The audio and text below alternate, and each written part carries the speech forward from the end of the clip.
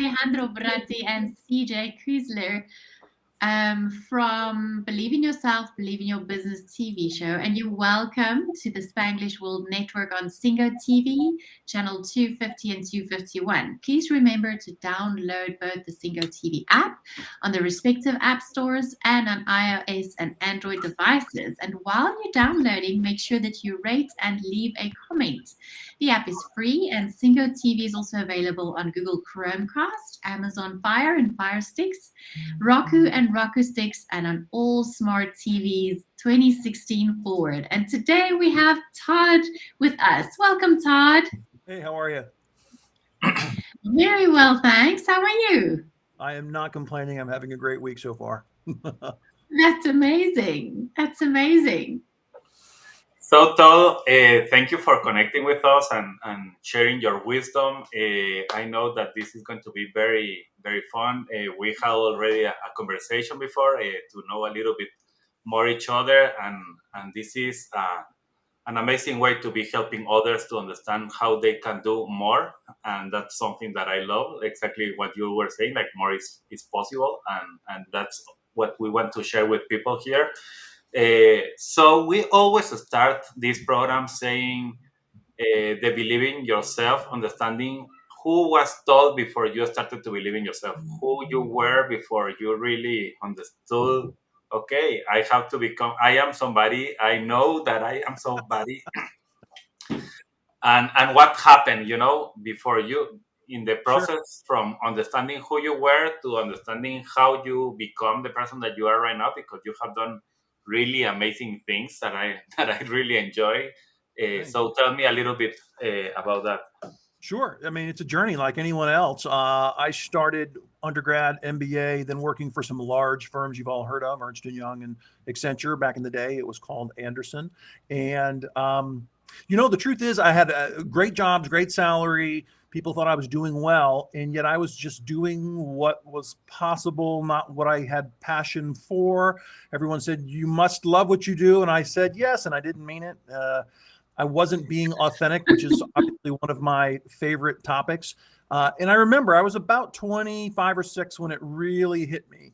I was looking around professionally at people I worked with, at clients, and I remember being struck hard, actually, by this reality. Most people were not coming to work and just being comfortable and authentic. Most people were coming to work and acting, which is amusing if you think about it, because almost none of us were trained to be actors, but we were acting and posturing. We call it managing impressions. And I was struck by how that impacted relationships. So the truth is, and we all know this, I've just had a fun career talking about it so far, everything good in business starts with great relationships. Yeah. And I remember looking around thinking, we have a bunch of mediocre, kind of not living up to their potential relationships, because people at work, frankly, get weird really fast. And I was fascinated by that, to the point that I said, I need to get out of here. I need to go find a place I fit where I can act on my interest on these topics. And for the first time, to answer your question, I started to feel a little more in line with some purpose and some passion. I felt a little more authentic. I found myself, and I found that I was good at thinking about these types of issues, or what eventually became the world of leadership, organizational behavior, these related ideas. And so I quit a high-paying, prestigious job for a very poor-paying job as a Ph.D. student for 4 years at Texas A&M University, and ended up with a Ph.D. in organizational behavior. And for the first time, felt, okay, this makes sense. Now let's go see what I can do with it. That's amazing. Okay, tell us a little bit about this part, more about this part of not feeling authentic on really what you were doing, because I understand that is something that, as you are saying, a lot of people is living right now. Mm-hmm. They are not feeling authentic in exactly the way they are. How was that process of understanding, I am not being true to myself, I am not being myself really, even when I have a good job, I have a good family, whatever that you have, like you were enjoying life at some certain like place or moment, but suddenly, yeah. We're just now getting really honest about Understanding life at work. That's going to sound strange to you because there's a lot of org research in the last 50 years we're all aware of, but we're really only getting honest about it now in saying things and writing books and doing scholarship about the impact of work. We spend more time at work with people we don't know, for the most part, than our family and our friends. That's a weird, interesting reality that most of us face. And the impact is real in terms of, well, I'll say it crudely, as a few recent authors have. Work is killing us. And what I mean by that is that we go to a place we otherwise would not go. We hang out with people who we otherwise might not hang out with. We shape and shift ourselves, managing impressions, to get along, to please, to achieve. And all of these have costs, real stressful mental and physical, spiritual costs. Over time, the predictable happens, which is health implications of the stress that we volunteer to endure in order to make a living. I'm crudely summarizing a large bunch of stuff out there, but the truth is we're trying to get honest now about leadership and many other things because we're beginning to more fully recognize that people need to feel less weird, less stressed, less out of place, less not heard, etc., in order not just for a team to function effectively, but for that human being to feel okay. Now, the reason it's fun to say it to you like this is because when organizations finally get serious about the broad idea I'm trying to share, they're actually doing something. Sounds like it takes time, sounds like it's an investment, sounds like it's a cost. It's actually an investment in a long-term relationship that a human being wants to give the organization and wants to continue to invest back in the organization because they've been made to feel like they fit. Now, I don't think that answers your question. My personal journey, I happen to be wired by personality. We're all born with different characteristics, different preferences, different personalities. I was born with a cantankerous, questioning, change-oriented type of personality. And that is kind of the last person you want to plug into a large corporate structure. Yeah. I was identified as a problem early. I was very smart and I could do good work, and I wasn't good at biting my tongue and other things that socially savvy people should do at work to build teams and to grow. And I kind of opened my mouth and stuck my foot in there a few times because it's my nature to be frank and try to be authentic. And that's not always great. So I had to go find an outsider role that fit me. True story, best answer to your question. I was in my 20s sometime thinking about quitting Ernst & Young, took a phone call from my mom. She heard something in my voice. I sounded off to her.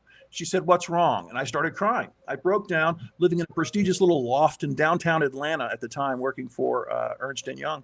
And I just said to her what had been bottled up for a couple of years at that point. I don't like what I do. I don't fit. I don't enjoy the people. I dream of doing this other thing. I don't know if I can or if I have the guts or the brains. And she encouraged me, some laughing and crying involved. She encouraged me to go chase it, be willing to fall on my butt and try again, and congratulated me for getting so honest at an age much younger than she was able to get honest about her basic feelings about life. And that phone call propelled me to stop acting and to roll the dice. And I've been rolling the dice ever since. It was a very good choice to leave that role and go find one that fit me. So Todd, I'm curious. I really love what you're saying here, but I'm curious, when you talk about authenticity, is it possible to nip this in the bud fresh out of the gate? Like when can this be addressed rather than going through, early, mid, late career and finding out, I hate my job, I hate my life, I hate what I do, I hate who I've become, and I hate who I'm doing it with. So how can the questions of what do I love, what will I love, and can I do it with people I love? When can those questions be addressed? Like, how would you approach that coming out of the gate, whether that's pre-college or post, studies? Where and how would you address that? I mean, it's a great related bunch of questions, very tough bunch of questions. A couple different responses that hit me immediately. One is for all the mid and late career people who wake up and go, I can't do it anymore. I've been lying for so long. I've met many of them, given my role as a thinker, speaker, cantankerous person. And there's very difficult choices at that point, because there are obvious risks involved, and most of those people have taken on liabilities in the forms of families and debts and so on. And to them, and this is not going to sound slick, you get a lot of people, I'm sure, on your show that are slick. I'm just blunt. There's a difference. And you have to ask yourself what your tolerance for risk is. And I'll pick on me, not bragging, just being honest. I was 42 years old. I was a tenured professor at a great school, had a job for life, a nice fat job, 6 figures for life. And I quit that and let go and went to no paycheck to work for myself almost 10 years ago now. And at the time I had 2 kids in elementary school. Wow. And that's the definition of risk as far as I'm concerned. So you got to ask yourself, how much do you want to risk?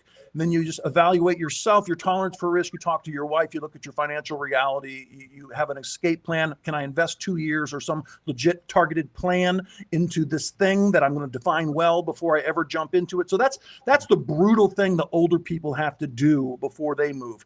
The easier, but not easy path is for young people to get serious about these questions, which is hard for them. And that's the role of us trying to help them think and coaching them.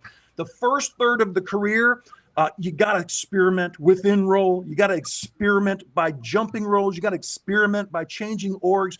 Just 20, 30 years ago, everyone who looked older, they would say, you know what, these kids today are hopping jobs and it's crazy. We don't want to hire these job hoppers. That's changed radically. We now know it's normal for a variety of reasons for people to have 10 and 20 jobs over a career. And I'm here to say that there's a massive upside to that. Downside might be real as well, but there's an upside to that for the person who asks questions, finds mentors, and keeps their eyes open. You have a chance to accelerate your path to finding quote unquote fit faster than people in my generation did. And that's a massive gift that you've been giving. The question is, are you paying attention or not as you make those transitions, or are you just chasing a few bucks and wasting the learning opportunity?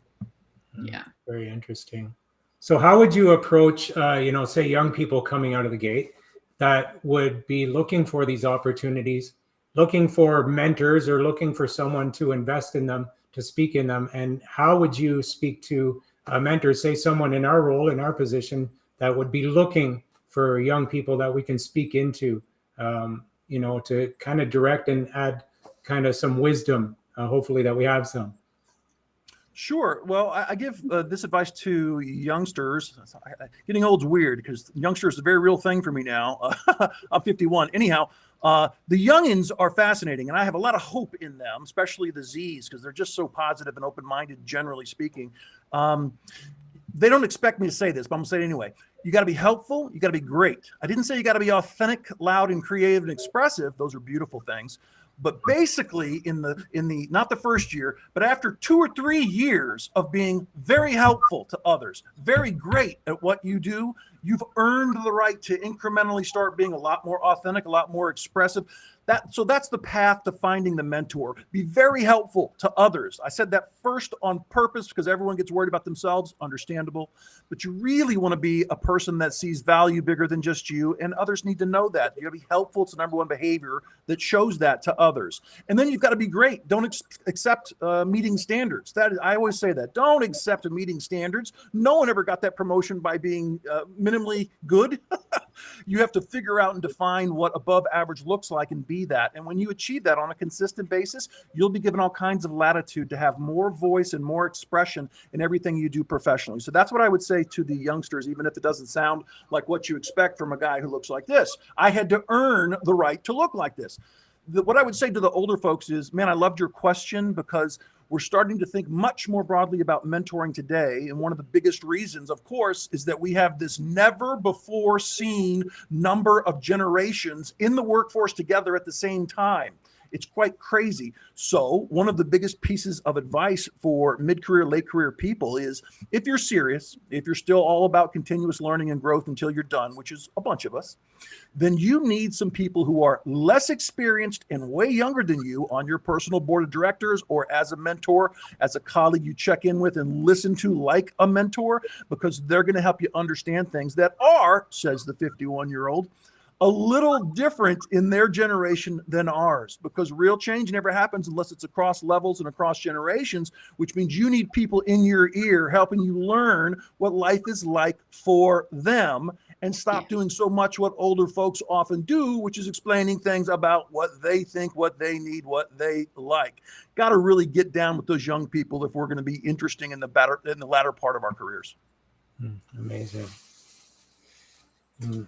And then previously you spoke about when you quit your job, you started moving more into your purpose. What exactly is your purpose and how did you find that? I'm very lucky, so this might not enlighten anyone, but I was born inquisitive. I was born with the use of words way above average. It's not like I trained to be a speaker, for example. One of my favorite parts of my career, I came out doing that fairly high level. So what I realized was that teaching in some form would take and allow me to use my curiosity and my ability to communicate in a way that people understand and maybe make a living at it. That's where the idea of being a professor came from. And then standing in the classroom for so many years, I taught MBA students for about 10 years, talking to graduate students for 10 years, and increasingly on the outside, training and consulting and speaking, I realized that my communication skill really did translate. I don't know exactly why, but it translates very effectively across a lot of different types of people.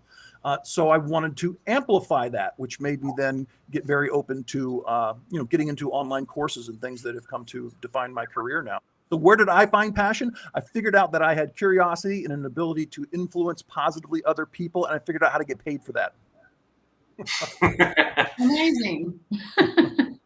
Quick question, Todd. Let's go back to the part that you were 4 years doing the PhD, and you were like at the same time thinking like, okay, I am being authentic to myself, but at the same time you were not gaining the money that you were gaining and you were used to be gaining.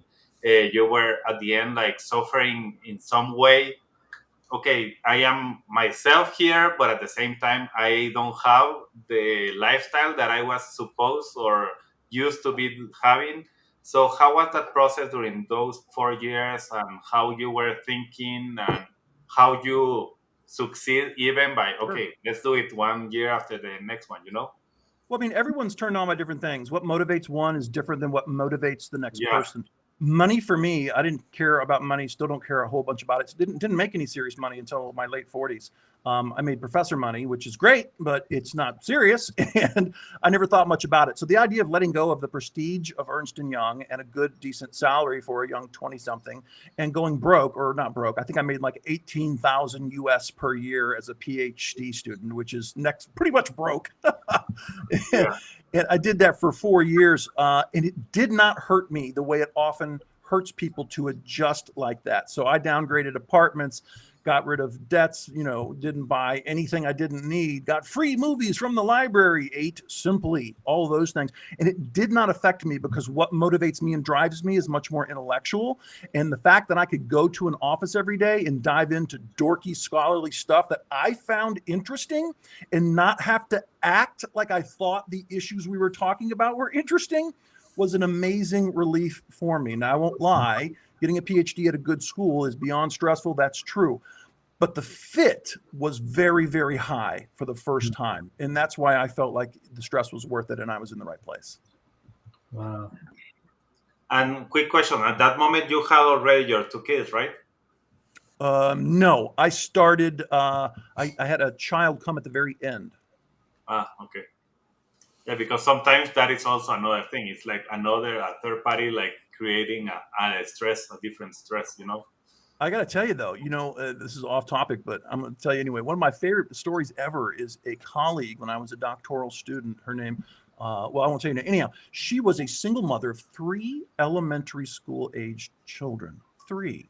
Her first name's Lucinda. And Lucinda was the most organized, driven person I think I've ever met in my life. And she very successfully, with 3 elementary aged school kids, completed a PhD that usually takes people 4 and 4.5 years in 3.5 years. It was an amazing example of overcoming challenges. So whenever people tell me, like MBA students, I was thinking about that PhD, or an undergrad student, I was thinking about the MBA, but I don't think I can do it now because, I got a kid and da-da-da. No. It's just the question is, how much are you willing to focus, structure, and sacrifice? Because you can do this. It's just a question if you want to bad enough.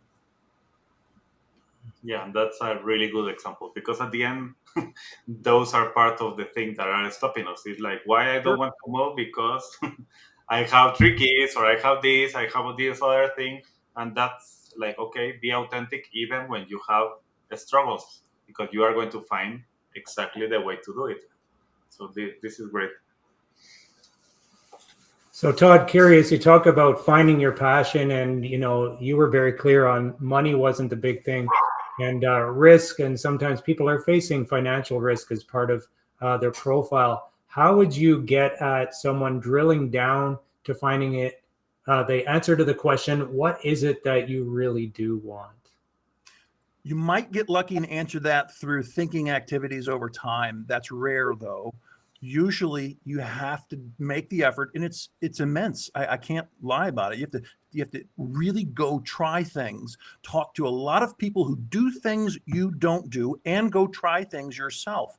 There's no substitute for that, for actually narrowing down the possibility to something that might be close to a passion for you. You could, some people have conviction. It's in my family. I've known since I was 8, I was going to be a surgeon, or those things happen. They're very rare. Usually the best answer is get ready to work your tail off and talk to a ton of people, because you need to be exposed to as much stuff as possible in the first fifth or quarter of your career to have a chance at really finding that fit. Yeah. Oh, solid.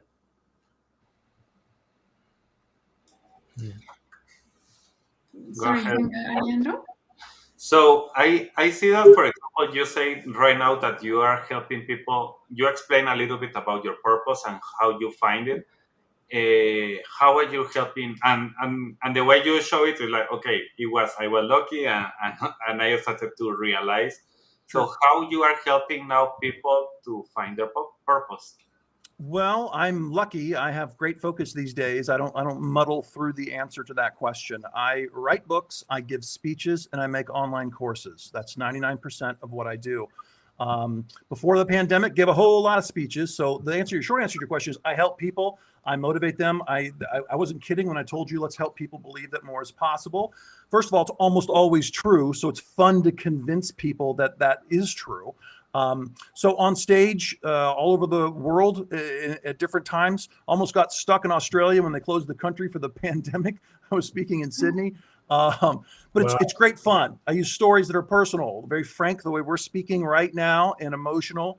And if you haven't ever seen me sling a story, there's plenty on YouTube. I love doing that because most people hear, and I say this with respect, they hear expert but boring speakers at events.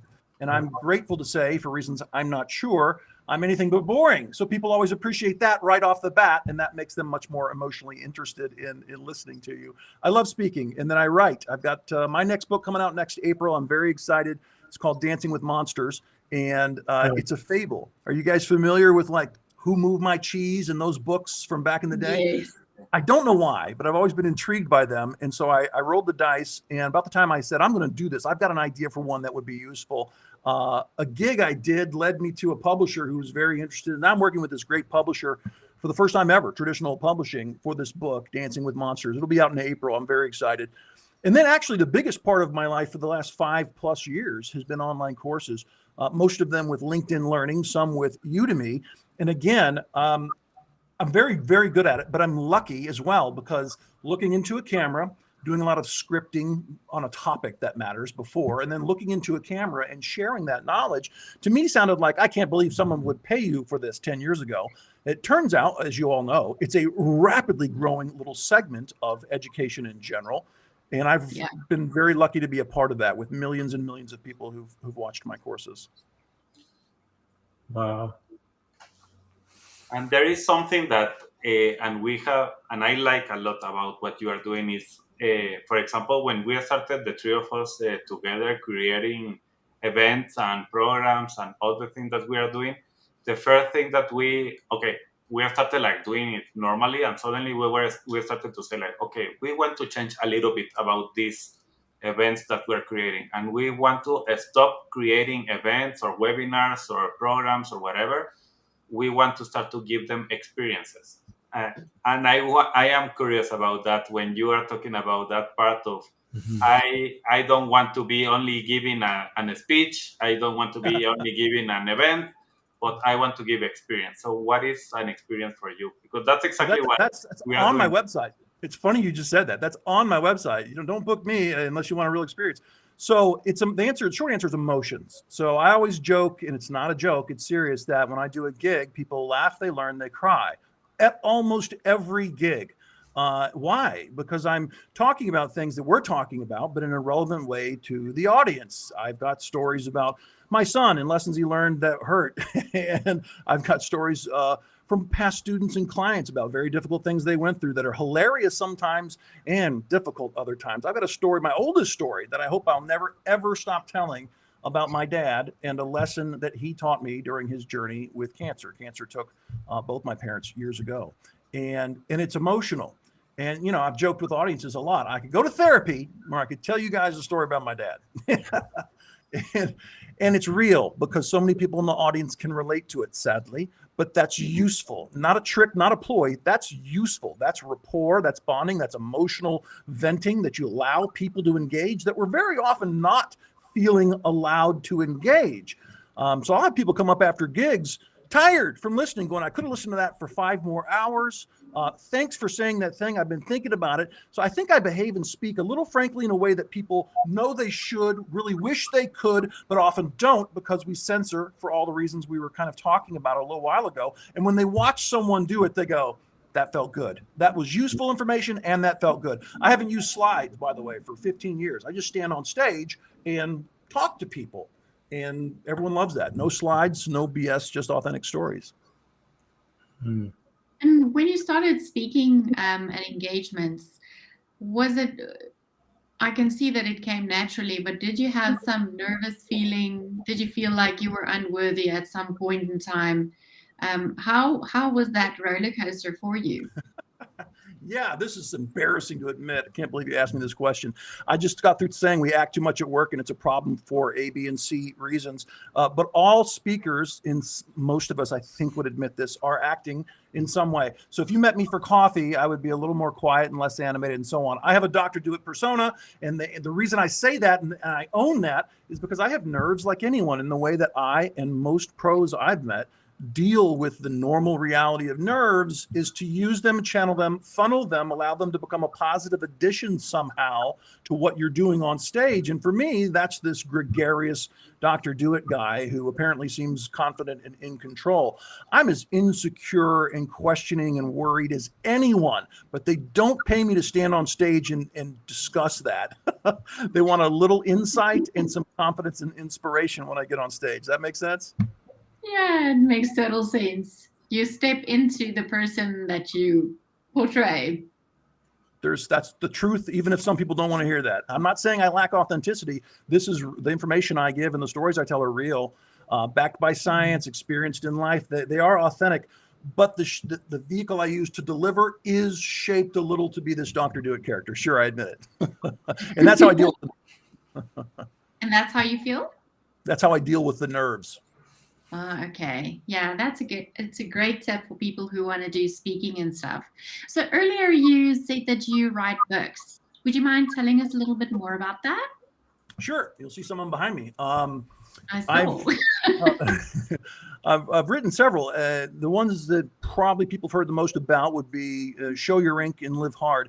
The book that kind of put me on the map is Show Your Ink. I mentioned those two because they're story-based books. I remember when I decided to start trying to fill the role that I fill, that I needed to have books. It's part of it. It's expected for a lot of reasons.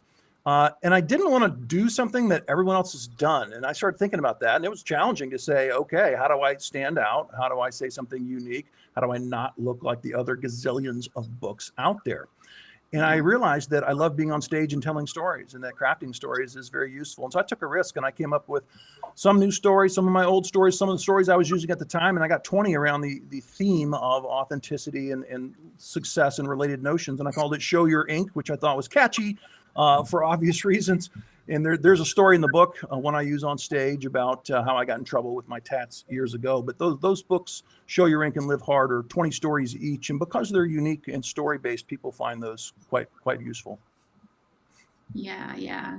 Stories is very powerful if you want to sell a concept or a product or a service or whatever, to buy into you as a person. That's really, really clever. How many books have you written?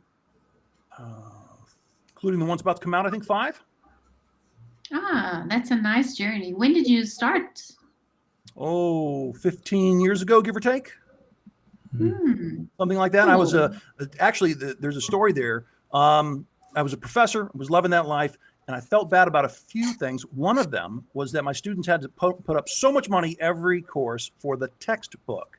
You guys might remember this if you had some time in college. Those textbooks can be very expensive, and they were paying at the time like 120 US for this big fat textbook, and it was useful. I was a reviewer on the book. It was useful, but I didn't think it was worth the price. And I finally became convinced of that. And so what I decided to do is to write my own book. It's called The Little Black Book of Leadership. And it's a blog style, rapid, bullet pointed, here's what you need to know and no other fluff whatsoever, 101 take on leadership. And I had it self-published and gave it to my students for free, and instantly made a fan of all the students because they didn't have to buy a textbook. And then we would use readings from other places, whether it's Harvard Business Review or whatever, to supplement the little book I gave them, and had a great bunch of material without them having to spend for the silly text. So, Yeah, that really helps a lot if you're a student. But it's amazing the value that you bring to your clients and your students' lives. Do you still speak to your former students, or is that not something that happens? yeah, it happens all the time. I'll hear from them. They'll hire me for gigs at their companies. They'll ask for advice on a topic. It's funny because even though the online course thing that ended up taking over my life in an interesting way has led to millions of people, which is crazy. I still have obviously the closest bonds with those folks I sat in classrooms with, looking in the eyeball, human to human. And I miss that. I don't have any regrets at all about the career trajectory I've taken, but man, do I miss sitting in that room, looking at them eyeball to eyeball. And I still hear from them. And I'm very happy to offer free coaching whenever they contact me about something that's going on in their life, or I'll post about something I did. New course came out, doing a gig over here. And then they'll jump on going, I miss seeing you in class or whatever. And I'll go, yeah, they're spectacular. That's where everything started for me, was a captive audience of students in a classroom. It really was a big part of my success, really is due to them. Yeah, it's amazing if you can build up like a tribe of people who follow you everywhere and recommend you. That helps a lot in the digital marketing space. Yeah, I'm not a marketer. I wish I was, but the best thing I've ever figured out is exactly what you just said. Do well by others, create something interesting to build that tribe, if you will. That's got to be the number one thing to do for marketing, even if you don't know anything else about marketing. Yeah, no, but it sounds like the value you deliver is really the stuff, it's like all the golden nuggets that you need. So how did you get into digital courses, and what would your advice be to someone who wants to get into the author, speaker, digital courses realm and start earning some bucks? Well, I can tell you my path and try and give some advice. I mean, everyone's path into these things is a little different usually. Mine's kind of funny and embarrassing how I got started. I was a tenured professor sitting in my office one day, and a phone call. There was this person, her name's Jolie Miller. She's amazing. I just adore her. And she's an amazing professional who works for LinkedIn. And she saw some things I did online, wanted to know if I was interested in this online course thing. And I basically said, I'm not really sure if I care about that. Teaching's done in a classroom, person to person. And basically, I agreed to do a sample. I sent it to them. They're like, "Oh yes, you and the camera get along well. We need to do something together." And so we made some courses, and people really enjoyed them. And so we made a ton more. And now I've produced, I think, over 40 courses for LinkedIn that have been seen in 8 languages and 150 plus countries, millions of users. How do you get into that? The answer is not call someone like Todd who can give you a hookup at LinkedIn. That doesn't work that way anymore because those platforms are so successful and big. They have teams of people in different ways that go out scouting for talent. But there's always a way you can start. The 2 answers would be YouTube and my favorite other answer, which is Udemy, where I also have some courses I'm starting to publish at Udemy. If you haven't heard of that, it's really interesting. It's a kind of rival, similar-ish model to LinkedIn. And so what I say to people, because I get this question every month, is If you really have expertise, then you need to go look at these libraries and see where you can find gaps. You don't want to publish something that overlaps with the most common thing in the libraries that are out there. Find something unique to your experience that does fill one of those gaps. Script it out as long as you think. You can look at these libraries and tell there's courses from 20 minutes to 5 hours, but most are usually 30 to 2 hours. Script it out and look at one of the YouTube videos on the basics for the lighting and the green screen and the what have you. And for a few $1,000s, you can do a decent camera and sit in front of that camera and go. And then you can upload it. No one can stop you over at Udemy, and no one can stop you at YouTube. You are welcome to do this.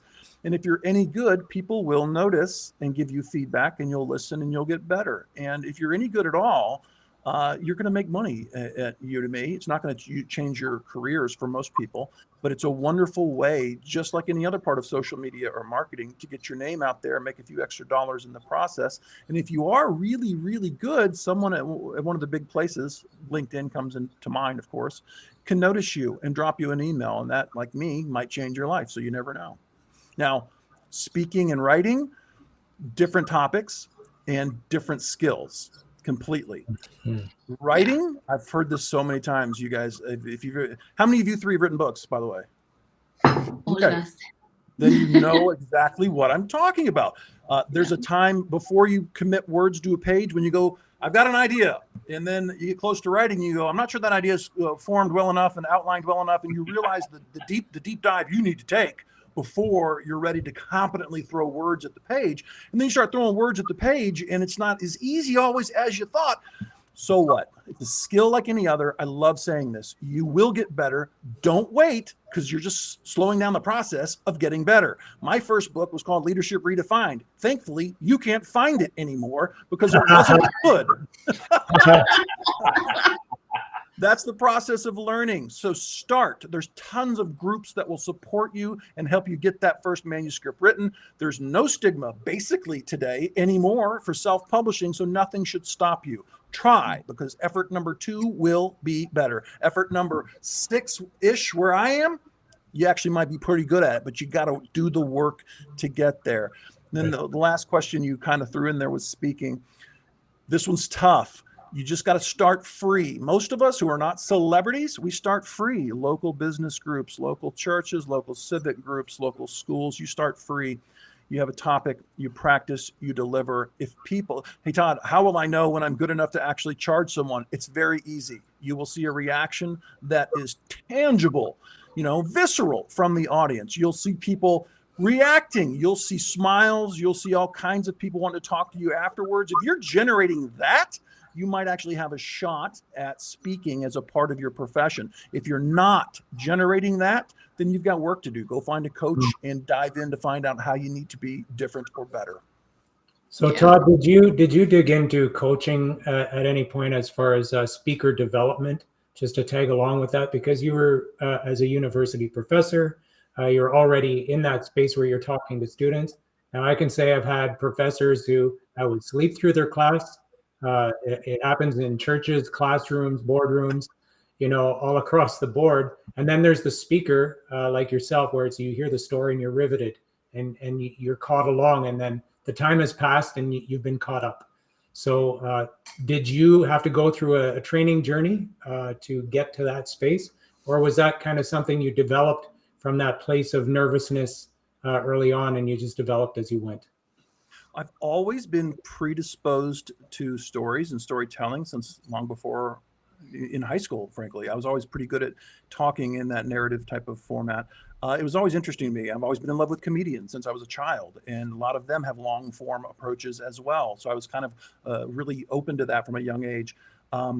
But if I'm going to stay with the candor and the authenticity, the first 2 years, I'll pick a number, it's about right, 2 years in the classroom, I was a dorky Ph.D. guy who was talking too much with 4-syllable words and quoting research and trying to force grad students to read, academic studies, and it made sense to me, and I was so close to my training that it just felt like a natural extension, and you just bored the hell out of people, offended half of them for showing how smart you are, and it wasn't effective. And I remember thinking, I see the feedback. I've got to start thinking about this, and I slowly but surely started to loosen up, start to speak plainly instead of using scientific jargon, started to use practical readings instead of scientific readings, and started to slowly use stories. Boom! When I saw people react to a story, the emotions that were so elevated over other parts of the class I was teaching, I was hooked early. And by the time I forced myself to leave voluntarily that career to go solo, I got to tell you, each class was half or more stories. Yeah. That is the key, man. Story selling. Yeah, no doubt about it. In fact, in the next batch of courses I'm working on, one of the courses is going to be storytelling for leaders. I'm very excited about it. Yeah, that sounds really interesting. So Todd, you have been giving us a lot of information, and this is really good, really, really amazing. When you talk about high performance relationships, what are you meaning about that? Well, a really strong relationship in a professional capacity is going to have trust and rapport. It's so easy to say that. Everyone knows it's supposed to be there. But that is the first part of the answer, period. Because without trust and rapport, trust meaning I can be vulnerable in the presence of this person without really being injured in any way. Rapport is the next part that goes with it, which is a dialogue back and forth that's kind of productive and comfortable. If you don't have both of those, not a whole lot of anything interesting beyond meeting minimal compliance with standards is ever going to happen. We love in the business world to talk about creativity, innovation, change, improvement, all of these notions, which are a big part of what I do, which I love. You never get people to care meaningfully about those things because they require dealing with ambiguity, extra work, taking on risks for things that might really not work out like you thought, which is extremely common, etc. Without what? Trust and rapport. So when you get into a new relationship, there is, that's what the science tells us, there is, you're gifted a small amount baseline of initial trust. I assume you're okay person. So we start with this minimal baseline, but it's not an awesome baseline. You got to earn that over time. How do you earn that? You keep your word, you be kind, you be helpful. I swear to you, I've had a career saying the simplest things to people because we're so busy that we don't focus on the foundations of relationships that we're a part of every single day. I swear to you, it starts with rapport and trust, and then improving upon those by trying to be helpful and kind and doing great work and keeping your word. Over time, that is the foundation of a high-performing relationship and then a high-performing team. Awesome. And I want to use a little bit of, because we have been people writing here for us, just some time. We have Robert Sean McGrew, thank you, and gracias, that is great. To CJ and Alejandro and Shanae, much appreciate this session, and we'll share, and please share everybody that is listening to this. Nerissa, she is going through one of your courses, and she's really thankful about those courses that she's listening. We have Aka Ange asking for a French translate, so I hope that LinkedIn as that part, but right now it's not possible. I completely understand you, and I hope that it can happen very soon, but not, I don't know when. C'est dommage. It's too bad. It's too bad. And David, he's here. So anybody that is listening to here, you are more than welcome to write and ask you any questions and ask Todd. We have like 5-6 minutes more. Todd, what is, if you start to think like, okay, maybe you find some of the things good, they like some of the things, but you want to tell them, okay, if you want to remember one thing about the whole conversation today, and I know that Shanae and CJ and Alejandro have been bombarding me with questions, but you want somebody to understand, okay, this is exactly what I want you to understand out of this, and if you get this, you are going to make good. What is that thing? Well, it's a great question. And it's funny too, because I think I've got 30, 40 things I regularly talk about. And I think we talked about half of them today and did not talk about the title of this deal, which is More is Always Possible. So I'm going to end by saying my answer to your question is you have to remember that more is always possible. And what I mean by that is that your performance isn't usually wonderfully scrutinized by yourself. Now, I don't want to make anyone neurotic, but I want people to know that we can improve in self-awareness. Mm-hmm. We can improve in soliciting and absorbing or using feedback. And when we make those regular, decent level skills, it becomes apparent quickly how we can do better, that more is possible. And it has to do with how we structure our work. It has to do with how we think about our work. It has to do with who we choose to give time to and invest in at work. Mm. So there's 20 different components there. And I'll just leave the short version with you. When you get better at the introspection and at listening and feedback, it becomes beautifully obvious that even though you're good right now, there's a lot more that can be done. Wow. So Todd, do you have a resource or anything like that for people to get in touch with you and to tap into these 20 questions or just to get in touch with you in general Sure. to find out more? Thank you for asking. Two obvious answers. One is my website is drdewett.com, DRDEWETT.com. And then probably the number one way people connect with me for the last many years is just on LinkedIn. You'll find me there. I'm easy to connect with or follow. If you're watching this and you go, I want to ask him about Ernst, feel free. It won't cost you a dime. I'd be happy to say hello and answer that question. So reach out and connect with me on LinkedIn. Wow, that's extremely generous. Thank you, Todd. So, and to everyone, just to let you know, we are going to be having a lead generation mastery challenge in 2 weeks. It's going to be in January 13th to 17th. So we are more than happy to continue helping you. It's going to be 1 hour each day. So if you have any questions on how to connect, go to our LinkedIn, and we already have the link there to connect with us and have this experience, because that is exactly what we are going to be doing. It's not a challenge of putting all the theory in front of you and that's it, but it's really to help you to experience the way and understand why some things are better to others, and you can find exactly what are the things that you need to be doing for yourself. So that's exactly what we want to do and help you. You know, Todd, why we are doing this part, and I am telling you this because you know that when you have a passion, something that happens a lot is you start to focus a lot on that passion. And even when I have been working in marketing and in other areas in businesses and helping businesses to improve, when I started to follow my passion, my own passion, I was like so focused on that and on the technical skill of that passion that suddenly I was like, okay, but where is my business? I forgot, and I don't have any business here. So that's the reason we start to help people that has this passion and this purpose that they already find it, to start to understand also how to make a business out of that. And it's not only having the passion, because I know that you have the passion to do whatever you have right now, but at the same time, you don't know what to do, or maybe you don't like this area of the business, and that's why you are not there. But if you don't focus a little bit of time on this, this is not going to work, and your passion is going to be, okay, go back to the employment and start to look for another employment and work once again in the lack of authenticity that you may have. So thank you, Todd.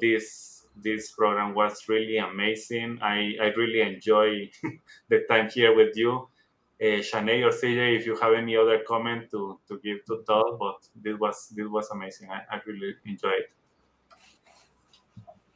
Yeah, from my side, it is amazing to see you walk in your worth and just beaming that out. You're a true inspiration. We loved having you on the show. Very kind. Very kind. And likewise, Todd, I think I'd wrap up with this one question. As someone's exploring what it means to be authentic, and they're working through what that means, and they're not really sure if they're happy where they are, maybe in their career, maybe even mid-studies, and they're not sure they're excited about their program, how would you say maybe 1 or 2 thoughts that would be like, this is how you would explore what it means for you to be authentic? Well, I think you inherently know it. And one metric you can look at in terms of self-analysis is how bad are you fighting to make every day seem okay and acceptable because the fit's not there. And if you find yourself working really hard to convince yourself and everyone else that this makes sense, what you're doing, what you're saying, how you're looking, how you're acting, that means you're not in the right place. And I would just encourage them to believe and to see that there is a future place where they don't have to struggle nearly as much to just be who they naturally are. That will take work to find it, but that's the goal. Amazing. Thank you so much, Todd. Hey, my pleasure so much. I'm so glad I could be with you guys today.